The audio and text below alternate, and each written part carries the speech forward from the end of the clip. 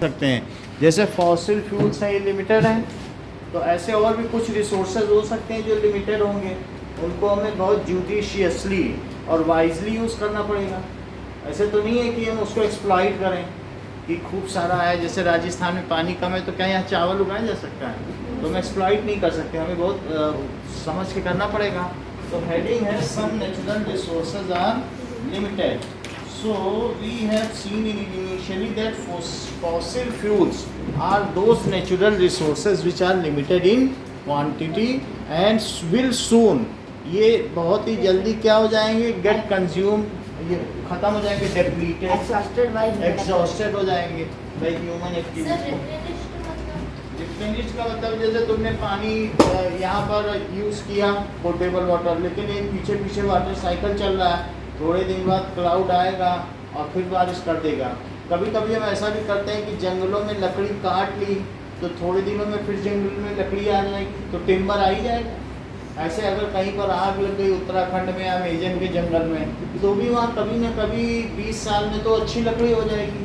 तो जो हाल फिलहाल में फिर से आ जाए उसको कहते हैं रिप्लेनिश्ड, और जिसको बनने में 3 मिलियन ईयर्स लगा है, अब वो इतनी जल्दी तो ह्यूमन रेस ही ख़त्म हो जाएगी। 5 बार तो अब तक ह्यूमन रेस ख़त्म हो चुकी है, 5वीं बार हम लोग में 5 बार मीटियोराइट गिरा है और फिर से बैक्टीरिया से इनिशियल होकर फिर हम ह्यूमन बने 5वीं बार। क्योंकि जो पिछले एक्सटिंक्शन है माया सभ्यता या उन और जो सभ्यता सिविलाइजेशन हुए हैं उनका हम देखते हैं तो उनके पास सब स्पेसशिप और स्पेस क्राफ्ट सब था, तो वो सब यूज़ करते थे, उनके पास गन्स भी थी वो सब उसमें, तो हम देखते हैं कि उन सब के पास था। और हम इतने आइए तो इतने पहले तो नहीं ये सब बना हुआ था, तो इसका मतलब है वो एक्सटिंक्ट होकर के चीज़ें एक्सटिंक्ट हो जाती हैं, तब भी कुछ केयर्स रह जाती हैं। जैसे मीटियोराइट गिरता है, ये थोड़ी कि सारी के कमी हो जाए, बोलो बात समझ में आ गई कि नहीं। तो ये चीज़ होती है। तो कुछ रिसोर्सेस कैसे होंगे, लिमिटेड होंगे। तो इसके अलावा भी क्या है, fossil fuel is burning of fossil fuel is also a major cause of pollution. और इसकी वजह से क्या होता है कि हमारे एटमॉस्फेयर में एक तरीके का ग्लोबल वार्मिंग होती है। तो ग्लोबल वार्मिंग किस वजह से होती है, क्योंकि ये जो कुछ ऐसी गैसेस होती हैं जो ग्रीन हाउस गैसेस हैं। जैसे मान लीजिए हमने पेट्रोलियम जलाया, तो पेट्रोलियम के जलाने से कौन सी गैस बनती है, बताओ आप, टेक मत लगाएं जस्मिता, कौन सी गैस बनती है। मान लीजिए आपने पेट्रोलियम या कोयला ही जलाया, तो कोयला जलाने के बर्न होने से कौन सी गैस रिलीज होती है, क्योंकि कोयला तो कार्बन होता है सी, और उसमें अगर ऑक्सीजन उसको मिल जाए तो क्या बनता है, तो ये कोल है, और अगर इसको एयर में ऑक्सीजन होती है इसको क्या कहेंगे, ऑक्सीजन, तो रिलीज क्या होता है CO2, कार्बन डाइऑक्साइड। और कार्बन डाइऑक्साइड कौन सी गैस है, ग्रीन हाउस गैस। इसका मतलब क्या है, ग्रीन हाउस क्यों नाम दिया गया है। वास्तव में जो कभी कोई लेह लद्दाख गया है तो वहाँ बहुत ठंडक होती है और वहाँ बहुत हल्की सी सनलाइट पड़ती है, तो सनलाइट ज़्यादा नहीं पड़ती है, तो लेकिन पॉलीथीन लगा दिया। एक उन्होंने फील्ड बनाया, उसके चारों तरफ क्या लगा दिया, पॉलीथीन। तो कहीं कहीं पर आप देखते हो कभी कभी ऐसे ग्रीन नेट भी लगा देते हैं जहाँ सब्जियां उगाते हैं, और कभी पॉलीथीन। तो इसमें जब सनलाइट अंदर पड़ेगी तो ये जब इससे वापस जाना चाहेगी तो जा नहीं पाएगी, अंदर ही टकरा टकरा के अंदर खूब गर्म कर देगी। ये एक्सपीरियंस तुमने ऐसा किया, कभी कार में बैठे हो, धूप में रखी तो एकदम अंदर जल जाओगे, तो उसमें रोशनी आ तो सकती है सनलाइट, लेकिन जा नहीं सकती। तो कभी ग्लास की भी यही प्रॉपर्टी है, पॉलीथीन की भी यही प्रॉपर्टी है। और नहीं तो तुम एक पॉलीथीन का धूप में घर बनाओ, उसके अंदर घुस के देखो, तुमको 15 मिनट में पसीने ना आ जाए तो कहना, तो उसमें सनलाइट आ जाती है। तो इस तरीके से क्या वो यहाँ पर जो उगे पेड़ पौधे उनको वार्म करती है। तो जैसे ये ग्रीन हाउस है, तो ग्रीन हाउस जैसे वार्म होता है वैसे ही हमारी अर्थ के ऊपर एक लेयर है, वो किसकी लेयर है, CO2 की। किसकी लेयर है भाई, जब ये जलेगा, मान लो आपने ये कोयला जलाया, यहाँ पे लकड़ी जला दी, तो लकड़ी जलाने से कौन सी गैस बनी बताओ, CO2। तो CO2 इकट्ठा होगी कि नहीं, CO2 वही काम करती है, जब सन की स्कॉर्चिंग लाइट, बड़ी तेज धूप पड़ेगी तो वो अंदर ही अंदर इसको यहाँ ऐसे करेगी, यहाँ करेगी, यहाँ करेगी, यहाँ पर, अब बाहर नहीं जाने देगी। तो हमारे एटमॉस्फेयर में अंदर अंदर गर्मी बनी रहेगी। तो इसलिए ये कैसी कैसे बताइए, ग्रीन हाउस गैस धीरे धीरे हमारा जो अर्थ है वो गर्म होता ही जा रहा है। क्या तुमको ये बात पता है कि जो मून है उसमें कोई भी एटमॉस्फेयर नहीं है? तो मून में जब सन डे होता है तो उसमें एटमॉस्फेयर ना होने की वजह से स्क्रीनिंग नहीं हो पाती और वहाँ टेम्परेचर 170 डिग्री सेल्सियस पहुँच जाता है। और जब नाइट होती है तो नाइट में अब वो गैस तो जो जितना गर्म हुआ उतना ही ठंडा भी हो जाता है और वहाँ -190 डिग्री सेल्सियस पहुँच जाता है। वो भी खतरनाक है। -190 डिग्री सेल्सियस तो -30 डिग्री फ्रिज का टेम्परेचर होता है, ये तो उससे भी ज़्यादा है। इतना तो हमारे पोलर रीजन का नहीं है। तो मून में तो हर तरह से मौत है, दिन पे भी मौत है और रात में भी मौत है। ये दिन में हमें बचाता है। ये जो हमारा एटमॉस्फेयर है ना, ये स्क्रीनिंग दे रहा है, ये सीधी रेज नहीं पड़ने दे रहा है, ये उसको बचा बचा के हमको कितने तक 30 तक देता है। निकली यहाँ से बड़ी तेज थी लेकिन इसने बचा लिया। और रात को भी इसने हमें वार्मथ दी, रात को बाहर आराम से सो। तो क्या माइनस में सोगे? क्योंकि जो हीट आई थी सन की, क्या इसने उसको एस्केप होने दिया? नहीं। और ऐसा कौन करता है? क्या ग्रीन हाउस ऐसा ही करता है? ग्रीन हाउस में तुम लेह लद्दाख में रात में भी चले जाओ, खुद गर्म, बाहर चले जाओ तो ऐसे ऐसे करो। वो जो दिन में हीट आई थी वो रात में भी नहीं निकल पाई। तुम्हारे पौधे मजे कर रहे हैं खुले, उनको तुमको चादर उड़ाने की जरूरत नहीं है। क्यों? क्योंकि तुम्हारा जो प्लास्टिक शीट है वो उस जमीन को रात में भी गर्म रखेगा। इसीलिए तो लेह लद्दाख में ऐसी चीजें होती हैं। फसल, हाँ बोलो। आपने अभी तक CO2 की सब जो लेयर है वो समुद्र की रेस को डायरेक्ट नहीं मिलती, तो सर ओजोन लेयर भी यही काम करती है। ओजोन लेयर भी है। ओजोन लेयर भी वो एक तरीके की जो दूसरी रेज होती हैं, अल्ट्रा वायलेट रेज। जब कभी वेल्डिंग करते हो तो एक अलग तरीके की अल्ट्रा वायलेट रेज निकलती है ना, वॉयलेट कलर की, तो वो हमारी आंखों की कॉर्निया को जला देंगे अगर ज़्यादा देर देखोगे। तो ऐसी रेस को कौन, एक इसके ऊपर एक और भी लेयर है, वो कौन सी लेयर है? ओजोन। तो ओजोन O3 कहलाती है। तो अल्ट्रा वायलेट रेज है, उसको उसने रोक लिया और रोकने के बाद उसने उसको विजिबल में बदला। विजिबल वो रे है जो हम लोग देखते हैं, लेकिन विजिबल अब इसके अंदर आ गई और ये चाहे तो हमारे एटमॉस्फेयर से चली जाए। मून से तो एस्केप कर जाती क्योंकि वहाँ एटमॉस्फेयर नहीं है, लेकिन क्या वो एस्केप कर पाई? नहीं। क्यों नहीं कर पाई? क्योंकि ये जो CO2 की लेयर है ये ब्लैंकेट का काम करती है। ब्लैंकेट समझते हो?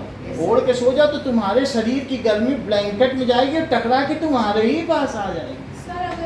समझ आई बात? तुमने ब्लैंकेट ओढ़ी और तुम्हारी बॉडी में अंदर क्या हो रहा है? खाने का डाइजेशन हो रहा है, रेस्पिरेशन हो रहा है, हीट निकली तो वो हीट ऐसा नहीं होगा कि रेडिएट कर जाए, ब्लैंकेट उसे लौटा देगा, कहेगा तुम गर्म बने रहो। रजाई भी यही काम करती है। तो CO2 एक्ट एज ब्लैंकेट।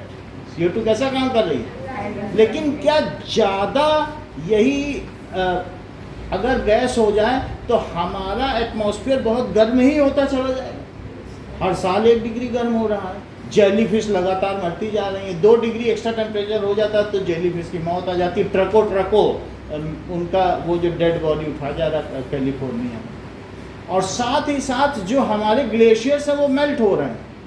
अब मेल्ट होने की वजह से जो कोस्टल कंट्रीज़ हैं, जैसे अभी पिछली बार इंडोनेशिया में पानी के अंदर उन्होंने अपना कॉन्फ्रेंस किया दिखाने के लिए दुनिया को कि तुम लोग हमारे बारे में नहीं सोच रहे हो, खूब CO2 निकाल रहे हो और खूब पेट्रोल और ये सब धुआं उड़ा रहे हो। एक दिन हम जैसे देश जो कोस्टल एरिया से सिर्फ आधा मीटर ऊंचाई पर हैं, हम डूब जाएंगे। ये दिखाने के लिए वो पानी के अंदर मीटिंग कर रहे हैं। पानी के अंदर कैसे? पानी के अंदर कमरा बनाकर दुनिया को दिखाना कि यही हमारा हाल होने वाला है। तो आप समझ गए ना कि ये किस तरीके की गैस है। तो अब हम देखेंगे अगर CO2 का वो नहीं हुआ तो लेयर, अगर CO2 का लेयर नहीं हुआ तो एक स्थिति तक ठीक है, यानी हमारे एटमॉस्फेयर में 0.025% इतनी CO2 है और बाकी 71% क्या है? नाइट्रोजन और 28% ऑक्सीजन है। बाकी और दूसरी भी चीजें हैं, हीलियम है थोड़ा। इससे ज़्यादा अगर हो जाएगी तो वो खतरनाक है। तो ग्रीन हाउस गैसेस कौन कौन सी हैं? मीथेन भी है। अभी थोड़े कल परसों में तुम्हें मीथेन पढ़ाया था। मीथेन है, वाटर वेपर भी है। ये जो मॉइस्चर दिख रहा है ना, नमी जो वहाँ कलेक्ट हो रही है, इससे एसी से, यही सब तो नमी, वो भी एक ग्रीन हाउस गैस है। तो 3 ग्रीन हाउस गैस कौन कौन सी हुई? CO2, methane and water vapour. तो CO2 का जो एमिशन हो रहा है, क्या तुम ऐसा समझते हो कि ये मीथेन अगर जलेगी, मीथेन क्या CNG होती है? Yes, sir. अच्छा, CNG को भी तुमने एयर में जला दिया तो C से क्या बना? CO2 और H से क्या बना? H2O। इन दोनों में जस्मिता कौन सी ऐसी गैस है जो ग्रीन हाउस गैस है? बोलो। सर दोनों। दोनों ही है, क्योंकि हमने आपको बता दिया था कि ग्रीन हाउस गैस कौन कौन सी हैं? Green house gas CNG, CO2 are CO2 और H2O, और साथ में मीथेन खुद भी है। क्योंकि कभी कभी जहाँ दलदली एरिया में CH4 तो सीधा उठती है ना, मार्स गैस बताया था मैंने, दलदली एरिया में अमेजन में खूब उठा करती है। तो ये सब है, और ये क्या करती है बताओ? Global warming. ये ग्रीन हाउस गैसेस है ना, जैसे जो ग्रीन हाउस का जो काम है वैसा ही तो काम ये अर्थ में भी कर रही हैं, इसीलिए इनका क्या नाम दिया गया? ये क्या करती है बताओ? Global warming. तो दे कॉज, और ग्लोबल वार्मिंग से क्या होगा? बोलो।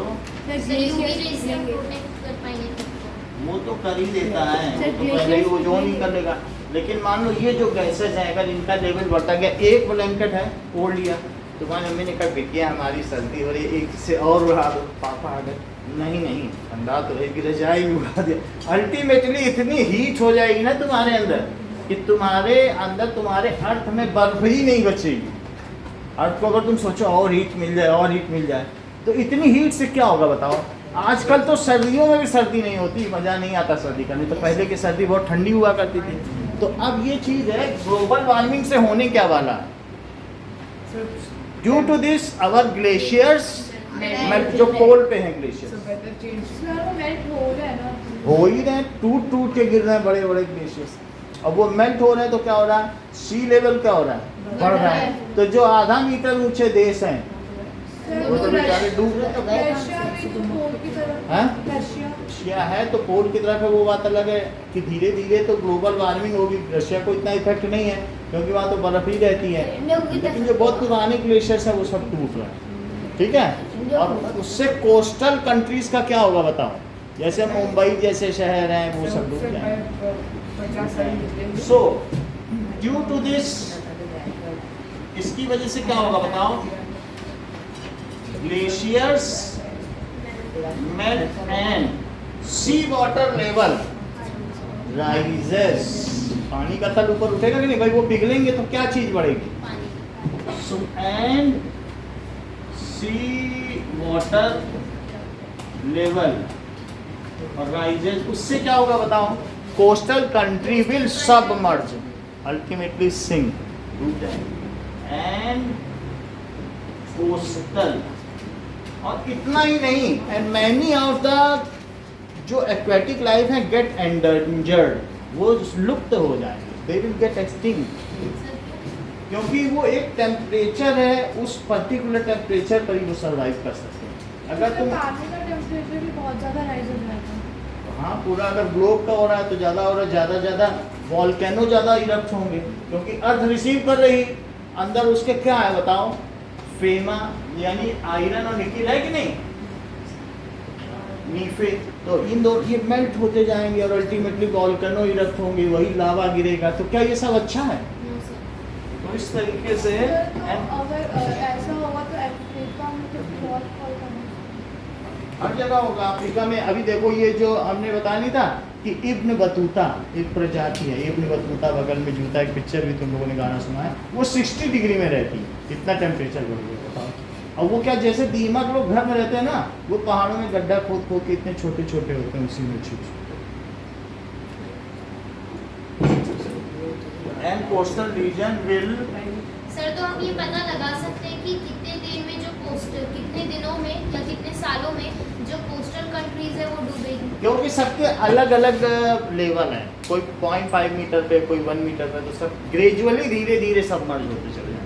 बहुत ऐसे आइलैंड हैं जो अभी विलुप्त हो चुके हैं, तो उसमें कोई रहता नहीं होगा, या उसमें 2-4 लोग रहते हैं तो हमें पता नहीं चल रहा है। लेकिन ऐसे भी होंगे, ऐसा नहीं है, कुछ और भी कम पे थे वो सब डूब गए। अब जो थोड़ा धीरे धीरे सबका नंबर आएगा, ठीक है। तो उससे फिर हम लोग पानी के नीचे रहेंगे? हम लोग नहीं रहेंगे, आप 2000 मीटर ऊपर हैं पानी से। ये चिंता उनकी है जो 0.5 मीटर ऊंचे, और जो हिमालय वो 8848 मीटर ऊंचे।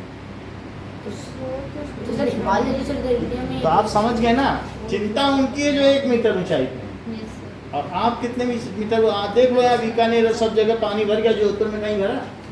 फिर धीरे धीरे वो इतने लेवल पे भी तो कितने आएगा। लेवल पर नहीं आ पाएगा। सर जिंदगी भर जोधपुर में थोड़ी ना रहेंगे। जिंदगी भर नहीं रहोगे, लेकिन अगर मान लीजिए कोस्टल रीजन डूबेंगे तो उनके रिहेबिलिटेशन की समस्या आएगी, वो इधर उधर भागेंगे तो आपके घर में आके रहेंगे, सर बात सुन रहे यानी उनके पुनर्वास की समस्या। कोई चीज, किसी का घर डूबेगा तो क्या डूब ही जाएगा, कहेगा हमें डुबा लो, कि भागेगा जहाँ ऊंचाई है। तो आप समझ गए। तो हम लोगों ने क्या बात सीखी यहाँ पर, कि इधर लिखा है कि जो फॉसिल फ्यूल्स हैं वो क्या है बताइए, these are limited in quantity. पहली बात तो लिमिटेड है, so we have to switch over to some other fuel in near future. नहीं तो क्या हम बिना फ्यूल के जी पाएंगे, बिना एनर्जी के कोई जी सकेगा। तो हमें एनर्जी नीड्स को फुलफिल करने के लिए हाइड्रोजन गैस का इस्तेमाल करना पड़ेगा। हाइड्रोजन अपने आप में भी जो एक तरीके की गैस है, सैटेलाइट उड़ाने के काम में आती है। तो इंडिया अब हाइड्रोजन निकाल रहा है सी वाटर से, और इंडिया सबको सप्लाई करेगा। ये मोदी जी का प्लान है और इस पर काम चल रही है। तो सर धीरे धीरे वो भी खत्म हो जाएगा। वो कभी नहीं खत्म होगा, क्योंकि सी वाटर कभी नहीं खत्म होगा। H2O से H2 भी बनाया, O2 भी बनाया, उसी को तोड़ के। तो ये काम हमारे यहाँ चालू कर दिया गया है, और ये भी है कि हम निकट भविष्य में पूरे विश्व को सप्लाई करें। ये भी काम चल रहा है। तो हम एनर्जी के बादशाह होंगे, और जिसकी एनर्जी पे बादशाहत होती है वही विश्व का बादशाह होगा। समझ में आई बात कि नहीं। तो अब जरा देखो फॉसिल फ्यूल्स कैसे हैं, आर लिमिटेड। क्या तुम दो चीजें पूछेंगे, कोयले के जलने से कौन सी गैस बनती है और पेट्रोलियम के जलने से, बस दो चीज बता दो। सर कोयले के जलने से CO2 बनता है, और सर पेट्रोलियम से भी CO2। हमें नहीं मालूम, ये पेट्रोलियम ही तो है। जो हाइड्रोकार्बन पेट्रोलियम होते हैं, बोलो इनसे क्या क्या बनती है। हमें मालूम होता तो हम आपसे क्यों पूछते। बोलो क्या क्या बनता है। सर CO2 बनता है, H2O बनता है। ये चीज बताओ कि कौन सी ऐसी गैस है जो ग्रीन हाउस गैस है। तीन गैस के नाम बताओ। सर CO2, हाँ। सर वाटर वेपर, सर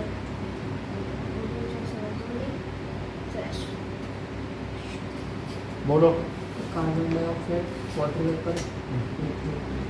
दो चीज बताओ, कोयले के जलने से कौन सी गैस बनती है, पेट्रोलियम के जलने से। उधर मत देखो, हाँ पलट बोलो। सर कोयले के जलने से कार्बन डाइऑक्साइड, और पेट्रोल के जलने से CO2 और H2। ठीक है। अगर मान लीजिए फॉसिल फ्यूल जलाएंगे तो क्या होगा, फिर उसके बाद क्या होगा, फिर उसके बाद क्या होगा। मान लीजिए if we use exploit burning senselessly, if we use, तो क्या होगा। और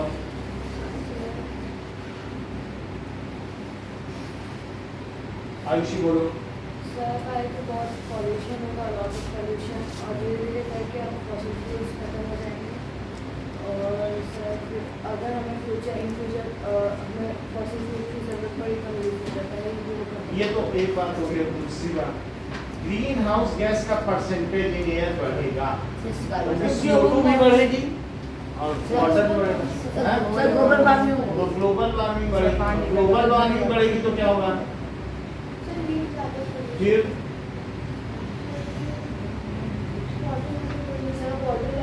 ग्लेशियर पिघलेंगे, उसके बाद और जो फॉसिल एरिया है वो सारे डूब जाएंगे। तो इस तरीके से fossil fuels are limited in quantity, limited in quantity. Soon these will get exhausted.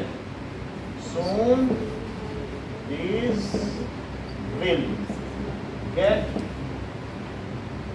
exhausted and will never be replenished. क्योंकि 300 मिलियन साल का समय है किसी के पास क्या, and will और डायनासोर मरे थे तब जा करके मिला था इतना बड़ा सोर्स। हम सब मरेंगे तो चुल्लू चुल्लू मिलेगा, इतना डील करो, ये मिला एक ड्रॉप, उसका कोई मतलब होगा क्या? हमसे एक ड्रॉप मिलेगा। अरे हम लोग मतलब डायनासोर तो 10 हाथियों के भी 10 गुना थे, तो हम लोगों के मरने का तो कोई लाभ नहीं है कि हम दब जाए तो सोचें बहुत सारा मिल जाएगा, कुछ मिलेगा? कुछ मिलने वाला तो and will not be replenished भी नहीं हो पाएंगे।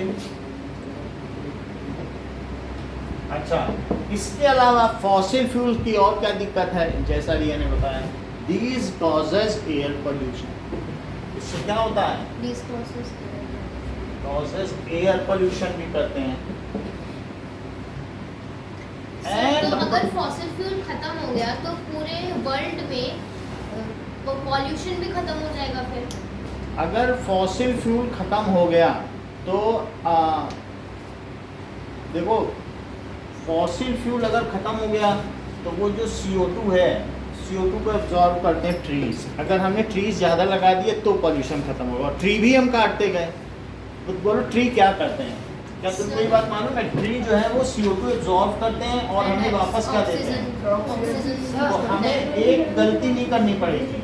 ये नहीं कि हमने फॉसिल फ्यूल जला दिया, खूब CO2 है, हमने पेड़ भी काट डाले, तब वो CO2 कहाँ जाएगी? तो आपको पेड़ बचाने हैं, पेड़ बढ़ाने हैं, फिर फॉसिल फ्यूल यूज करो। पेड़ बढ़ाओगे तो अपने आप बैलेंस होगा। सर लेकिन अगर फॉसिल फ्यूल खत्म हो गया तब तो कोई पॉल्यूशन ही खत्म हो जाएगा। खत्म कहाँ होगी? वो तुम्हारे अर्थ से बाहर नहीं जा सकती कोई भी गैस, अर्थ की ग्रेविटी से सब अटकी हुई है। लेकिन सर अंदर कितने दिनों तक रहेगी? हैं?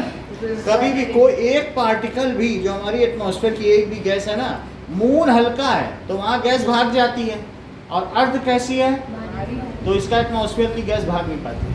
तो सर लेकिन अगर समझ में आई? बहुत सारे ये ना पेड़- सोचो CO2 भाग जाएगी, भाग तो कहीं नहीं पाएगी। सर अगर बहुत सारे पेड़ लगाएंगे तो सारी CO2 अब्जॉर्ब हो जाएगा, तब तो फिर कोई पॉल्यूशन नहीं रहेगा। हाँ, तो सारी CO2 मतलब काफ़ी हद तक वो हो जाएगा। थोड़ी बहुत CO2 भी चाहिए हमारे एटमॉस्फेयर पे, नहीं तो क्या है कि ग्रीन हाउस गैसेस थोड़ी चाहिए ना, थोड़ी तो ग्लोबल वार्मिंग चाहिए, नहीं तो -190 पे कौन जिएगा?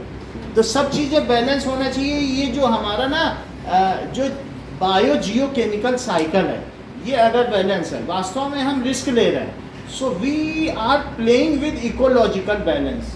हम जो है पर्यावरणीय संतुलन पैदा कर रहे हैं, कभी कोई चीज़ बढ़ा रहे हैं, कभी कोई चीज़ घटा रहे हैं। सो इससे क्या हो रहा है कि जो नेचर है उसका साइकिल डिस्टर्ब होता है। बात समझ में आई कि नहीं? कभी भी किसी भी मौसम में बारिश हो रही, जो सीजनल चेंजेस आ रहे हैं आप देख रहे हो, किसी भी मौसम में कुछ भी हो रहा है, साइक्लोन आ जा रहे हैं तो कहीं कुछ आ जा रहा है। तो हमारे we are playing with nature which is illegal. तो सर पेड़ भी मतलब एक लिमिट में होने चाहिए। देखिए, जो ट्रीज हैं, these are lungs of earth. Trees क्या करते हैं? वो CO2 लेके O2 दे रहे हैं, तो हमें ट्री भी रखना चाहिए। लेकिन हम अपने, क्योंकि हमें लोगों को हैबिलिटेट कराना है, उनको बसाना है, तो जंगल काटो, लोगों को बसाओ, ऐसे नहीं चलेगा ना। तो इसी के लिए हमें क्या करना चाहिए? We should curb the population. ये नहीं है कि पहले 2 अरब थी, 3 अरब, 8 अरब से ऊपर हो गई, 200 करोड़ थी, मतलब अब देखो 800 करोड़ हो गई, तो अब उसको सस्टेन नहीं कर पाएगी अपना। तुमको फिर उतने रिसोर्सेज भी चाहिए होंगे। तो इससे क्या होगा? Cause air pollution and global warming.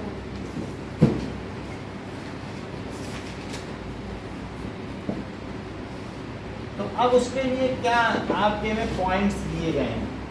सो जो पेट्रोलियम कंजर्वेशन रिसर्च एसोसिएशन है, उसने कुछ बिंदु दिए गए हैं। How we should save fossil fuel, हमें कैसे बचाना चाहिए fossil fuel.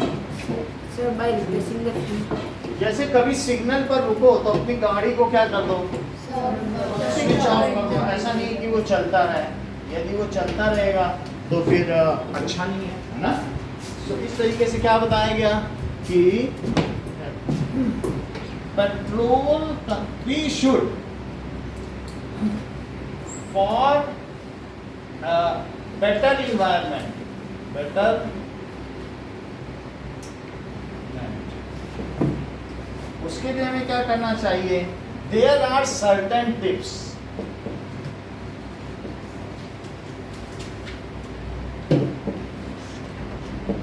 That how can we save?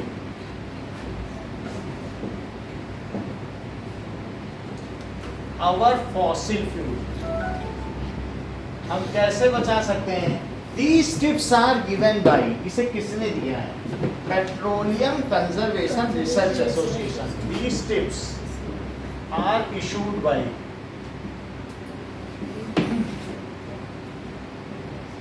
सीधे आप पूछोगे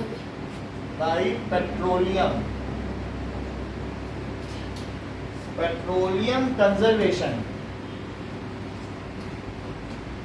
रिसर्च एसोसिएशन।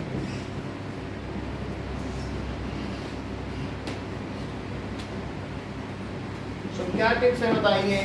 ड्राइव, अगर आप 40 की स्पीड में चला रहे हो तो आपकी गाड़ी इकोनॉमिकल चलेगी और बहुत कम तेल खाएगी। हाई स्पीड में चलाने पे या स्लो स्पीड पे चलाने पे पेट्रोल ज़्यादा जाता है, लेकिन 40 की कांस्टेंट स्पीड चलाओगे तो ब्रेक भी नहीं लगाना पड़ेगा। तेज चलोगे तो ब्रेक जल्दी जल्दी लगाना पड़ेगा। तो इस तरीके से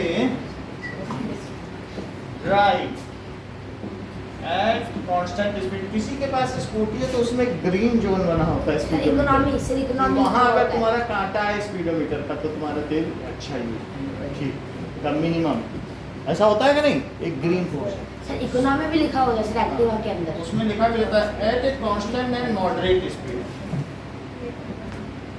सर मॉडरेट मतलब मतलब मीडियम। जैसे आज का टेम्परेचर मॉडरेट है, ना ज़्यादा है ना कम, मॉडरेट स्पीड ऐसा करना चाहिए। As far as possible, as जहाँ तक संभव हो सके। ऐसा नहीं कि हम तो मॉडरेट में चलाएंगे, तुम कुचल जाओ तो कुचल जाओ, वो सब नहीं होना चाहिए। Switch off the engine at traffic light. Switch off the engine लोग कम बंद करते हैं, लेकिन कार वाले तो बंद कर ही सकते हैं। इंजन एट ट्रैफिक लाइट ऐसा है, ठीक है। Where you have to wait और light when it is red, जब ये रेड हो तब बंद कर दो। और where you have to wait, कभी कभी रोड में बहुत ट्रैफिक होता है, आपको इंतजार करना पड़ता है, तो भी आप ऐसा कर सकते हैं। Ensure correct tyre pressure. जितना अगर तुम्हारे टायर में प्रेशर ज़्यादा रहेगा तो तुम्हारी साइकिल भी उतने आराम से चलेगी, और ऐसी गाड़ी में अगर प्रेशर अच्छा है तो थोड़े तेल में वो आराम से भागेगी। तो प्रेशर अच्छा होना चाहिए, तो उसमें फ्रिक्शन नहीं होगा, क्योंकि टायर अगर में हवा नहीं, बिल्कुल बिना हवा वाला टायर लेके निकलो तुम्हारा पसीना पसीना हो जाएगा यार। हवा बढ़िया है साइकिल में, टायर में एक टायर भरे तो पूरे 1 किलोमीटर चलेगा बहुत है। तो इस तरीके से जब टायर प्रेशर ठीक होगा तो तेजी से भागेगी ना गाड़ी। तो उस जैसे आपकी एनर्जी लग रही है वैसे तो पेट्रोल की भी एनर्जी है, वही तो यूज़ कर रहे हो। तो इसलिए क्या कहा गया है? Ensure correct tyre pressure. Tyre pressure जब जहाँ तक हो सके रिव्यू भी करा लेना चाहिए। रेगुलर मेंटेनेंस, कभी कभी गाड़ी की सर्विसिंग भी करा लेनी चाहिए। ज़्यादा अगर आपका इंजन सही काम नहीं कर रहा है तो पॉल्यूशन भी ज़्यादा होगा और वो स्मूथली रनिंग नहीं करेगी। सर बढ़िया माइलेज वाली कार लेनी और सर चाहिए। नॉइज पोल्यूशन हाँ, सो ensure regular maintenance of vehicle. ना अब देखो कि what are the tips for fuel saving? What are the tips for fuel saving? And it is given by whom? It is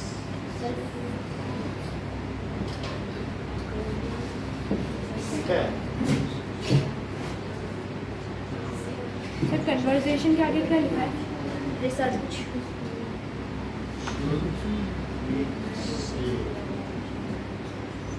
Why should we save fuel? Because fuel is in limited quantity and it is non-renewable. So we should save fuel. बोलो इतना लिख लो भी इसमें से। Yes sir.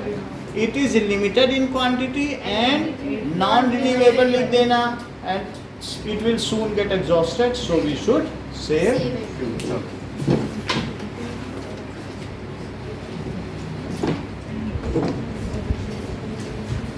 उस answer ही लिखना हाँ? फर्स्ट क्वेश्चन का आंसर ही लिखना देखो फर्स्ट क्वेश्चन का आंसर है किसने इसे इशू किया, और ये 4 पॉइंट किसने इशू किया बताओ। PCRA and petroleum Conservation Research Association. Research की स्पेलिंग ठीक कर देंगे। एक बार देख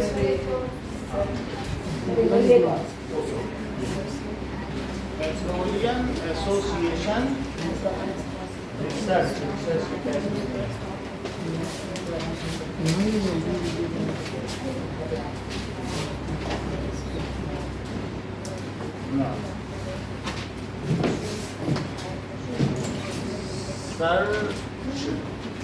एसोसिएशन भी ये होगा, और इसको लिखना पड़ता है PCRA। सर ये लिखेंगे तब तक नंबर दे दोगे नहीं, अब मैं इसे हटा दूं। PCRA